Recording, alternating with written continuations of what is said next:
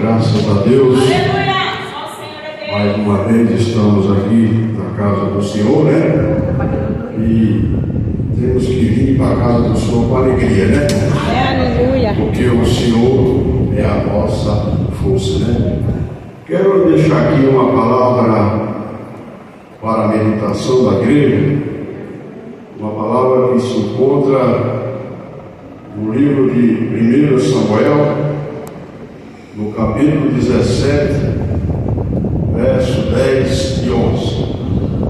Primeiro livro do profeta Samuel, grande homem de Deus, foi nascido através de um milagre, né? Através de uma perseverança da sua mãe, chamada Ana. Ela persistiu em buscar e orar, e a bênção ficou na mão dela. Glória a Deus. 1 Samuel 17, 10 e 11 nos diz assim: disse mais um filisteu: hoje desafio as companhias de Israel, dai-me um homem, para que ambos pelejamos. Ouvindo então Saul e todo o exército estas palavras do filisteu, espantaram-se e temeram muito. Aqui, irmãos, um grande confronto, creio eu que é o mais famoso que existe em toda a humanidade. Aqui é um confronto do possível contra o impossível, daquele que não tinha nenhum preparo para enfrentar um gigante.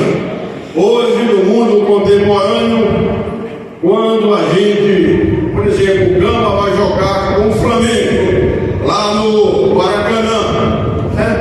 Você vê a possibilidade de vitória do Gama contra o Flamengo é pequeníssima.